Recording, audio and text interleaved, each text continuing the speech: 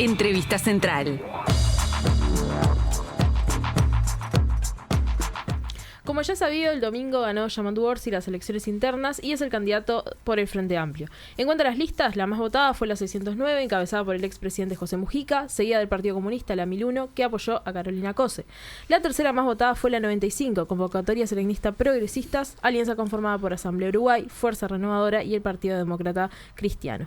En su momento, la alianza apoyó la precandidatura del senador Mario Vergara, a quien recibimos en estudio para conversar sobre la interna del Frente, cómo se paran de cara a octubre y las proyecciones de un posible gobierno. María Vergara, bienvenida a Comunidad Odelar. Bueno, es un gusto estar acá con ustedes y realmente ha sido un periplo interesante, con mucho esfuerzo, con mucha energía y afortunadamente con resultados muy positivos. ¿Esperaban este porcentaje de votación? El del Frente Amplio, la verdad, creo que cuando en algún momento alguien dijo hay que llegar a los 400.000 votos, sí, se pensaba como una expresión de deseo, pero no creo que mucha gente dijera sí, obvio que vamos a llegar a los 400. Haber pasado los 400 yo creo que es una muy grata sorpresa, sobre todo comparado con la que había sido la votación de 2019, que apenas había superado los 250.000. Y creo que bueno, ahí un poco los frente amplistas lo que estamos mostrando, espero yo, es que aprendimos la lección, que aprendimos que las internas importan, que son parte de un único proceso electoral y que no es lo mismo afrontar la elección nacional desde una base de 250.000 votos que desde una base de más de 400.000. Así que un poco de sorpresa en ese resultado, yo te reconozco que sí, pero bueno, ojalá que todas las sorpresas sean de este tipo. ¿Y sobre la lista específicamente, sobre la 95? Sí, también hay, creo, a mí por lo pronto también me sorprendió un poco la distancia en la interna entre Yamandu y Carolina. Creo que ahí sí, los frente amplistas se expresaron con más contundencia de su preferencia de lo que yo tenía en mente. Y la lista 95 de sereñistas que nosotros encabezamos, bueno, tuvo un rol importante en el triunfo de Yamandu, no solo por los votos, también por lo que fue la campaña, lo que sentimos que le incorporamos y contribuimos a la campaña de Yamandu en el momento que decidimos acompañar su precandidatura, y sobre todo que nos pone en un buen lugar de cara a la elección nacional, en donde creemos que ahí los sereñistas tienen que tener un espacio potente si queremos que el Frente gane. El Frente Amplio no tiene la elección ganada. Quien piense de esa manera se equivoca.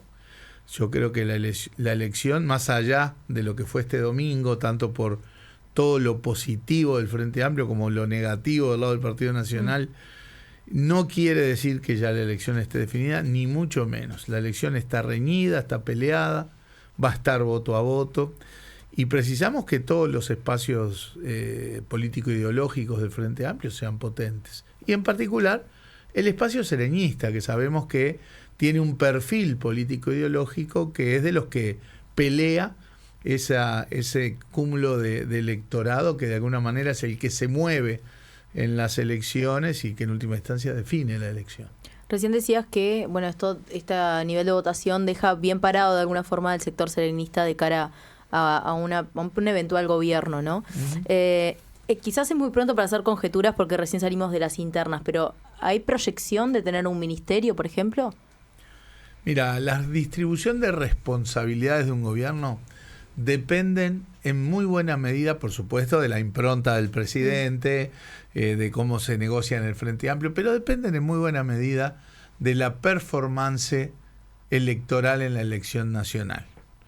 Y yo parto de la base de que, por ejemplo, lo que tú mencionabas, las tres listas principales o los tres espacios principales hoy en el Frente Amplio, que son el MPP, el Partido Comunista y los sereñistas, claramente vamos a tener roles importantes en las responsabilidades de un futuro gobierno del Frente, que en buena medida se expresan en ministerios o en empresas públicas o en roles institucionales de relevancia. Claro, te lo preguntamos también, bueno, por tu experiencia como, obviamente, ministro de Economía entre 2013 y 2015. Se ha especulado mucho también en torno a eso. Sí, mira, te le voy a dar vuelta un poco con picardía, para que vean que no solo los periodistas son pícaros. Te voy a dar vuelta un poco la forma de expresarme sobre este tema. En los últimos tiempos me han planteado, Mario, ¿vas a ser ministro de Economía? Mario, ¿vas a ser canciller? Mario, ¿vas a ser candidato a la intendencia? Me las han preguntado todas. Sí. Puede que me quede. O te vas a quedar de senador. O sea, todos los cargos ya. Todos no, pero algunos, pero ¿qué cargos? Claro. ¿No?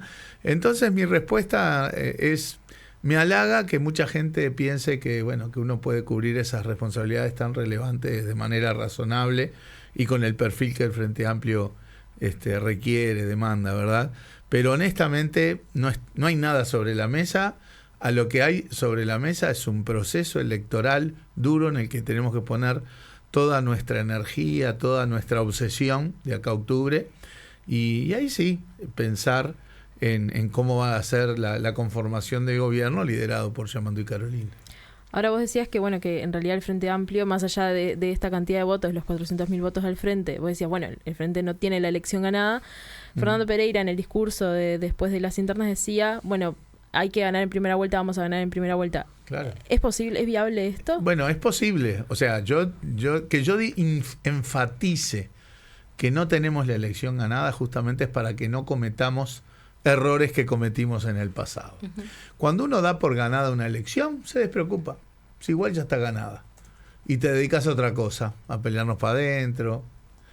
Ese sería un error enorme que haría el Frente Amplio ahora. Entonces yo enfatizo algo que creo honestamente, que es, no tenemos la elección ganada, el gobierno se ha deshilachado, pero no es un gobierno derrotado, está dando pelea, va a dar pelea, está volcando recursos por todos lados. Por lo tanto, la elección va a estar peleada. Pensar que está ganada sería un error. Eso no quiere decir que yo no vea con buenas chances de que el Frente gane y que no veo como imposible incluso el triunfo en primera vuelta. Primero el triunfo con mayorías parlamentarias y eventualmente el triunfo en primera vuelta. Pero una cosa es decir, yo veo buenas chances, a decir, esto ya está ganado. Claro. Uh-huh. Vos recién decías no cometer errores que se cometieron en el pasado. Un poco la estrategia del Frente Amplio en estas elecciones viene siendo dar vuelta la pisada, digamos, de lo que fue la elección 2019, ¿no? Sirvió para aprender. Bueno, ni que hablar que la forma que nos dimos para definir la fórmula que va a encabezar esta campaña electoral es una muestra clara de que hay lecciones aprendidas. Uh-huh. Acá es como que se hubiera dado vuelta la taba, como se dice en el campo, ¿no? El Frente cometió ese error en la elección anterior y el Partido Nacional lo había hecho perfecto, ¿no? Esa misma noche, la calle Pou anunció la fórmula con Argimón. Bueno, ahora pasó exactamente al revés, en el sentido de que el Frente hizo las cosas como debía, definió una fórmula que es la que la gente esperaba y que es la que el Frente tiene que tener, porque son los dos compañeros que más capital político acumularon en esta etapa. Y vuelvo a decir, la elección está peleada, el Frente no puede darse el lujo de desperdiciar ni un gramo de capital político de cara a la elección. Así es que el Frente eligió la fórmula más potente que podía poner hoy sobre la mesa, uh-huh. Lo hizo rápidamente, fraternalmente y ya calienta motores. Mientras que el Partido Nacional se ve que no entendió que había que hacer lo que ellos hicieron en 2019, ¿verdad? Y si bien anunciaron una fórmula, todos tenemos claro que ese anuncio es muy controversial dentro de las propias filas del Partido Nacional y bueno, van a estar una semana explicándola. El Frente tiene una fórmula que se explica por sí mismo porque la puso ahí la gente. El pueblo frente amplista marcó esa fórmula y esa es una potencia y una fortaleza que tenemos.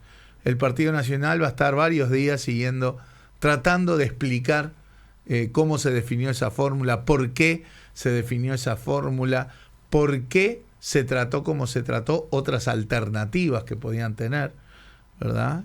Bueno, yo creo que ahí arrancamos un pasito adelante en ese tema por haber aprendido lecciones de las instancias anteriores. Bueno, vos entraste en el tema de la fórmula del Partido Nacional. Es sin duda un tema que generó mucha controversia. Por lo menos era inesperado, no era un nombre que se manejara. Uh-huh.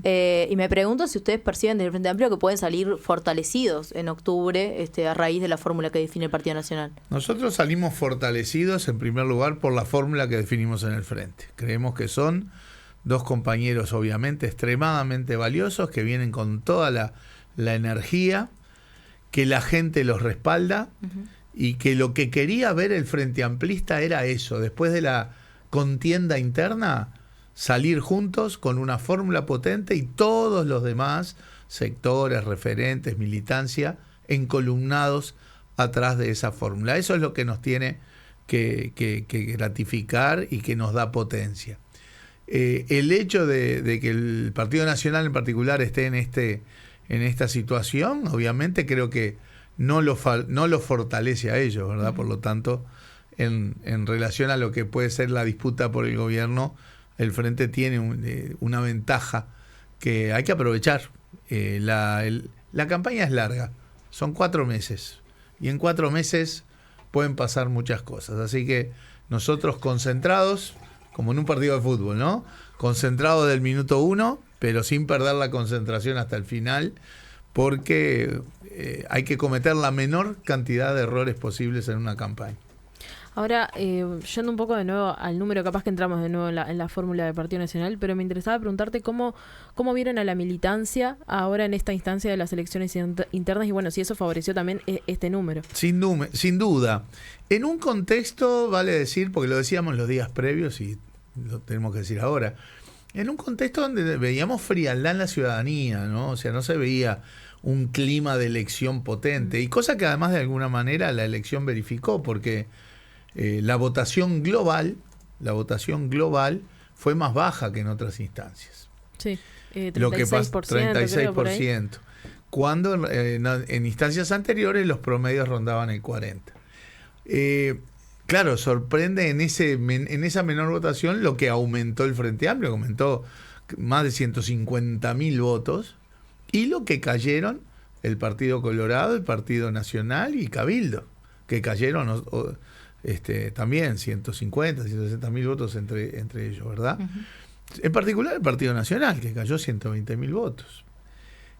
Por lo tanto, en un contexto donde había cierta frialdad en la ciudadanía, donde votó menos que en otras instancias, y que es un tema que tenemos que tomar como sistema político, el de empujar mucho más la participación en las elecciones internas, porque es parte del proceso democrático. Quizá conspiraron factores como las vacaciones de julio y cosas por el estilo, capaz que explican esos 3-4 puntos de diferencia, pero en todo caso hay que estimular mucho más la participación.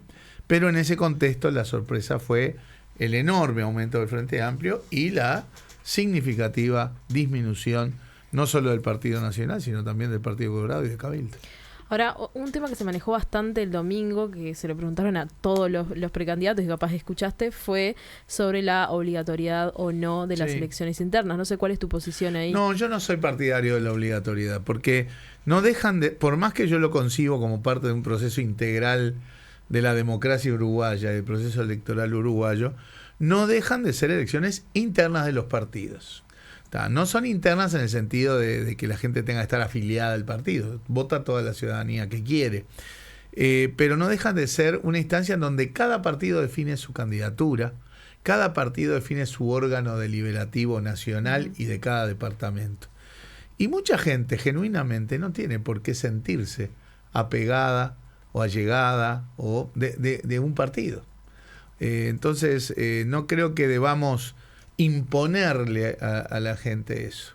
Yo creo que el rol nuestro es promover la participación política, estimular y hacer interesante el juego político en el buen sentido para que la gente participe. No creo que esta sea una instancia de obligar a votar. Yo soy partidario de la elección obligatoria en las elecciones nacionales, en las departamentales, donde se definen las posiciones institucionales de gobierno. Estas que son internas de partido, creo que iría más por el lado de trabajar para la mayor participación, pero sin obligatoriedad. Mario, hablabas recién de las elecciones nacionales. ¿Cuál es tu opinión con respecto a el voto en el exterior? Porque hoy por hoy las personas que están en el exterior no pueden votar, en otros países sí, y es un tema que cada vez que hay elecciones, vuelve a surgir. Creo que no debería haber ni discusión sobre eso. Es tristísimo que haya discusión sobre eso, porque es un claro ejemplo de recorte de derechos de la gente. Tanto el senador José Carlos Maía como yo hemos presentado proyectos que respaldó afortunadamente toda la bancada del Frente en esta instancia, en esta legislatura, para viabilizar el voto del exterior. En particular, el que no te saquen del padrón si no votas 2 veces, que eso complica mucho, y el voto consular. El voto consular que obliga al uruguayo que está en el exterior a avecinarse a un consulado, inscribirse y ahí poder votar. Acá hay muchos argumentos que se han usado que, si me permitís unos minutos, quiero a profundizar. Primero, hay gente que dice, esto ya se votó y la ciudadanía dijo que no. Eso es falso. Lo que se puso a consideración de la ciudadanía no fue el voto del exterior sí, voto en el exterior no. Porque el voto de cada ciudadano uruguayo está garantizado en la Constitución. Y en toda la Constitución no hay una sola frase que indique que ese derecho se pierde porque uno viva en un lado o viva en el otro. Es más, si uno vive en el exterior, pero tiene los recursos para venir, pagarse el pasaje, quedarse unos días, visitar la familia y votar, lo puede hacer. O sea, vivir en el exterior no es un impedimento, no debe ser un impedimento para que los uruguayos y uruguayas ejerzan el derecho a la participación política. Por otro lado, están esos argumentos falaces de decir, bueno, pero viven en otro lado, no les preocupa lo que pasa. Y en el mundo de la internet de hoy, ni que hablar, hay muchos uruguayos que viven en el exterior que están tan o más informados que muchísimos compatriotas que viven acá, que están preocupados y siguen el proceso político, económico, social, cultural. Hay mucha gente muy solidaria en el exterior que sistemáticamente envía contenedores de ayuda. Es muy famoso el compatriota Caballero de apellido que vive en Noruega, que ya ha mandado una cantidad enorme de contenedores con cosas que han superado ya los millones de dólares para gente que vive aquí en Uruguay en situación de vulnerabilidad. Por lo tanto, ese argumento también es falaz. Otro argumento que se escucha es, no pagan impuestos. Bueno, nuevamente, ¿dónde está en la Constitución que hay que estar al día con los impuestos para votar? En ningún lado.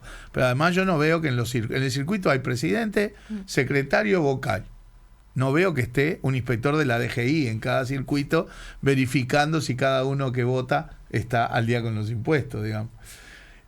Por otro lado, también se plantea ya una evaluación de índole política menor, que se dice, lo que pasa es que la mayoría de la gente que está en el exterior votaría tal o cual partido, ¿no? Votaría al Frente Amplio. No hay nada que avale esa afirmación, porque uno podría pensar algo así cuando era la emigración vinculada a la dictadura. Pero acá ha habido emigraciones en los 90, ha habido una fuerte emigración alrededor de la crisis del 2002, y esas cosas tienen justificaciones económicas y sociales, ¿no? En ningún lado está el corte partidario en esa dirección. Pero entonces voy a dar vuelta a un argumento, cuando dice, porque si es así, si la mayoría fuera de tal o cual partido, estarían distorsionando el resultado de la elección. Todo lo contrario.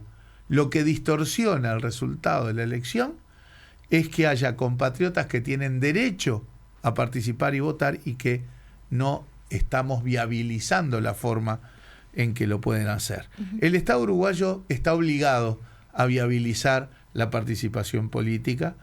El Estado uruguayo, creo yo, tiene que implementar rápidamente mecanismos como el del voto consular, que, como bien decís tú, mecanismos de voto en el exterior de una forma u otra existen en casi todas partes del mundo. En América, los únicos 2 países que no tienen ningún mecanismo de voto del exterior son Uruguay y Surinam. No creo que la diáspora de Surinam sea demasiado importante, pero no importa. Somos los 2 únicos países. Fíjense que hay funcionarios del Estado uruguayo trabajando para el Estado uruguayo en el exterior y que no pueden votar. En el cuerpo diplomático, en los cuerpos de paz de militares. O sea, realmente, como verás, me tomé un rato largo para hablar de este tema porque creo que es de los debes que tiene el sistema político uruguayo, garantizar un derecho fundamental que es el de la participación política de los compatriotas, vivan donde vivan. Ahora, Vergara, sacándole un poco de este tema y me voy a ir para otro que bueno, que también tiene su lado muy, muy polémico y su polarización, que es el plebiscito por la seguridad social. Hace un rato la Corte Electoral informó que va a haber plebiscito. Exacto. Y bueno, desde su sector trascendió, bueno, que ustedes no estaban de acuerdo en la forma y contenido de la reforma. Y Orsi dijo recientemente que la posición del FA es un tema que se sigue analizando. No sé si desde Serenistas sostienen la postura, si están en revisión del tema. Bien. En primer lugar, todos en el Frente Amplio somos contrarios a la reforma jubilatoria que aprobó este gobierno. Todos. En primer lugar, o como eje central, porque la carga de esta reforma recae enteramente en los hombros de trabajadores y trabajadoras. Y de más nadie. Es una reforma injusta. También hay más cosas, ¿verdad? No reduce esencialmente inequidades, desigualdades, privilegios que hay entre distintas cajas. Trata mal algunas cosas como las pensiones por discapacidad o por viudez. También no toma en cuenta los cambios que se están dando y se van a dar en los próximos años en el mundo del trabajo. Sí, que ya se están dando. Ya también, se están dando. Que debilitan los ingresos de un sistema de seguridad social y por lo tanto van a cuestionar cada vez más la posibilidad de tener prestaciones de seguridad social. O sea, hay un montón de razones, pero si vos me preguntás cuál es el eje, que toda la carga la pagan los trabajadores. Y eso es injusto. El Frente en su momento planteó y resolvió unánimemente el camino de ir para hacer un nuevo sistema de seguridad social, diferente al que aprobó esta ley, porque seguimos pensando que una reforma era necesaria, que hay que darle sustentabilidad en el terreno financiero, porque un sistema de seguridad social que entra en una espiral de insustentabilidad financiera, que entra en una espiral, termina explotando. Y un sistema de seguridad social que explota no le garantiza la seguridad social a nadie.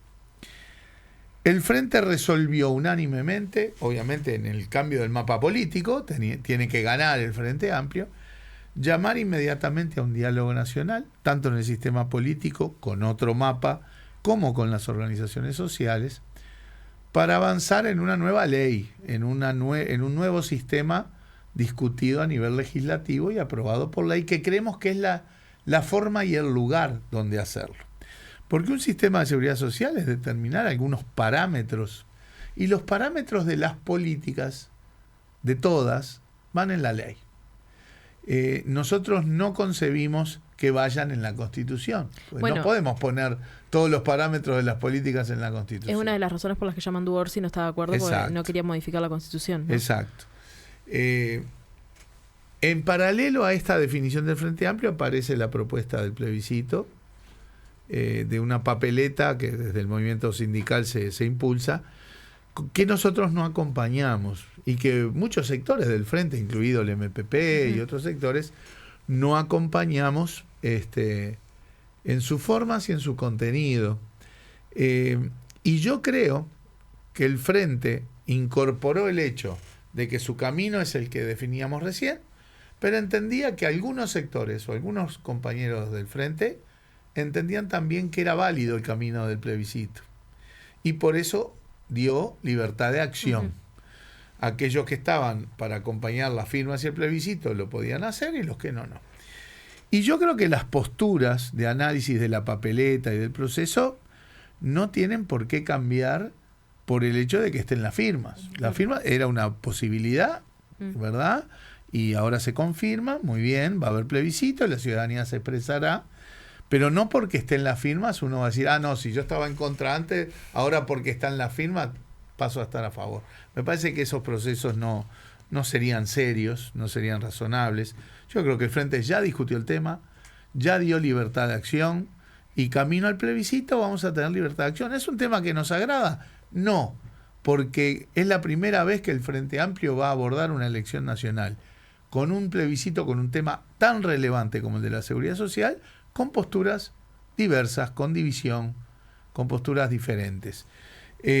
Yo creo que los argumentos por los cuales no acompañamos son válidos, como podrán ser válidos quienes impulsan la papeleta, ¿verdad? Para nosotros, los parámetros de una política, como la edad mínima, como que hay que revisar lo que pone esta ley de la edad mínima, estamos todos de acuerdo, pero discutámoslo en el Parlamento y aprobémoslo en una ley.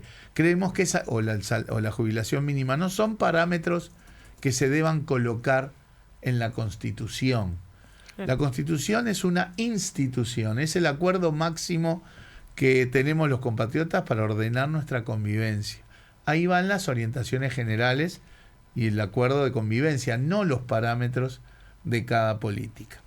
Tampoco estamos, nosotros vemos también que la redacción de la papeleta abre cauces que realmente no nos gustan. Por ejemplo, una interpretación más que válida de la papeleta es que así como se consolidan derechos previos de todas las leyes anteriores, dice la papeleta, de hecho entonces también se consolidan los privilegios anteriores.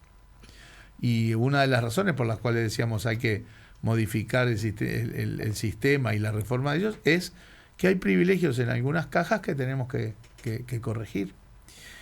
También nosotros no somos partidarios de la erradicación, de la eliminación del sistema de cuentas individuales. Hoy por hoy hay más de 1,5 millones de las AFAPs. de cuentas. De las AFAP, primero de las cuentas. O sea, las AFAP no hacen más que administrar cuentas. Y es lo único que hacen. No pagan jubilaciones las AFAP. La gente a veces, claro, en la simplificación que se hacen de estas cosas, se dice, ¿cuánto te paga la AFAP? La AFAP no paga nada, la AFAP no paga las jubilaciones. Lo que tú ahorras en tu cuenta, compra un seguro en una empresa de seguros, que típicamente es el Banco de Seguros. Y la definición de cuánto te paga mensualmente se hace en ese proceso de compra de un seguro, y lo define el Banco de Seguros. Nadie está planteando eliminar el Banco de Seguros, por supuesto. Lo que quiero decir con esto es que lo que se está planteando eliminar es un pilar del sistema, que sí incluye las AFAP, pero que no es solo sacar las AFAP, que es eliminar el pilar de ahorro individual, que consiste en que como forma complementaria a la jubilación del BPS, digamos, cada trabajador, cada trabajadora tiene con su nombre y su apellido una cuenta, donde ahí va una parte de su ahorro previsional, que la administran sí las AFAP, ¿verdad? Y que esa es la cuenta que después compra el seguro. Hay 1,5 millones de cuentas de trabajadores con nombre y apellido. O sea, queda claro que esa plata no es del Estado, es de cada trabajador o cada trabajadora. Y no somos partidarios de que esas cuentas se eliminen y todo ese monto, que es mucho dinero, son 22.000 millones de dólares, ¿sí? 30 puntos del producto, vayan a un fondo común, a un fideicomiso, a ser administrado por el BPS para pagar jubilaciones. Pero todos sabemos que el sistema jubilatorio hoy es altamente deficitario. Por lo tanto, ese monto va a estar tapando el agujero del déficit durante algunos años y va a ir, entre comillas, desapareciendo. Por lo tanto, nosotros no somos partidarios porque eso es patearle el problema a las generaciones que vienen también. Porque este ahorro previsional que se está haciendo es un esfuerzo que está haciendo esta generación de trabajadores para bancar una parte de la jubilación después de tener un sistema ya quebrado de antes, ¿no? Por algo se tuvo que hacer la reforma del año 95, 96. Entonces nosotros no somos partidarios de eso, y además hay otra cosa que es un poco la ley del artillero, que es si aplicamos, si llega a colocarse en la Constitución y hay que aplicar esta papeleta, tenemos un problema financiero importante. Ya de por sí este gobierno va a dejar una situación fiscal y financiera comprometida, peor de la que ellos se quejaban en 2019, e implementar la papeleta de manera inmediata implica volcar al menos 2 puntos del producto de manera rápida a este tema, con lo cual implica también que, dado que los recursos son limitados, menos recursos para otras políticas que para nosotros son también imprescindibles que debe desarrollar el Estado uruguayo. Ahora, y ya como para ir cerrando, ya trascendió la noticia, bueno, de que el candidato por el Partido Independiente, Pablo Mieres, va a invitar a los candidatos a firmar una declaración en contra de esto, del plebiscito. Entonces, ahí, ¿cómo entra la libertad de acción en esto si Yamandu Orsi tuviese que firmar una declaración en contra, ¿no? Bueno, yo en ejercicio de mi libertad de acción ignoro totalmente esa propuesta, porque es parte de un jueguito político menor. ¿Por qué no hacemos 100 declaraciones a ver cada precandidato si está a favor o en contra de 100 temas distintos? Lo que importa son las posturas, y las posturas son claras. Las posturas en el Frente Amplio son claras de cada sector y demás. Quizá resta definir si la fórmula que encabeza la campaña del Frente Amplio va a tener una postura consolidada en esta materia. Eso sí lo reconozco, ¿verdad? Pero lo que importa son los posicionamientos políticos, no si se firma un papelito o no, que, vuelvo a decir, me huele más a juego político menor que una cosa realmente sustantiva. Estábamos hablando de que tenemos que ir cerrando, pero creo que no podemos dejar pasar que hablábamos hace un rato de la fórmula del Partido Nacional y todavía está la posibilidad de que la convención del Partido Nacional no apruebe la candidatura de Valeria Ripoll como vicepresidenta. ¿Esta posibilidad ustedes la conversaron a la interna del Frente? ¿De qué forma la perciben? No hemos hablado. Formalmente existe esa posibilidad, pero yo creo que si en cualquier partido se da eso, es el primer gran acto de desautorización al candidato. Con lo cual yo creo que ningún partido se pega un tiro en el pie de esa magnitud y de esa naturaleza. Mario Vergara, senador del Frente Amplio, muchas gracias por estar en Comunidad Udelar. Bueno, un gusto y a las órdenes. Ya sigue Comunidad Udelar, el periodístico de Uniradio.